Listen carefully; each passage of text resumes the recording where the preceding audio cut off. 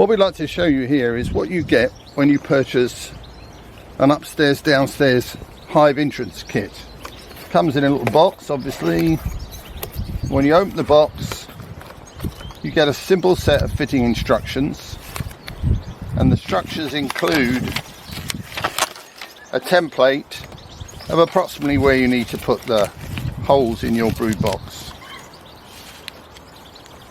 Now, within the kit, for a typical upstairs downstairs hive configuration, you will have 4 entrances, 3 in the brood and 1 in the super. Next thing you'll get, for each of the entrances, you will get both a ventilated and a closing up plug.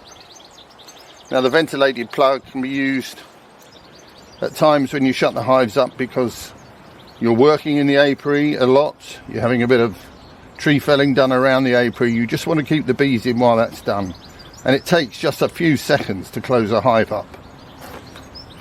So you get 4 pairs of those.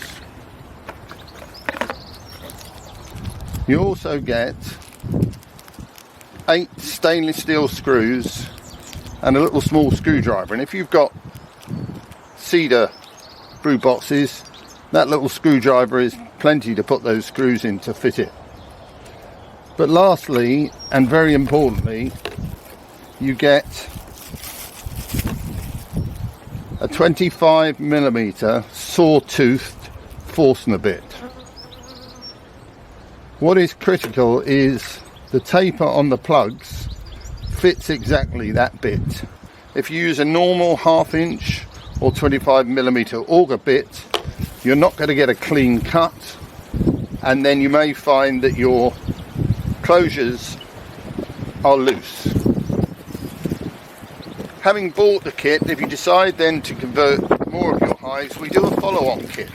And the follow-on kit contains everything in the first kit except for the Forstner bit, because clearly the Forstner bit can be reused many times.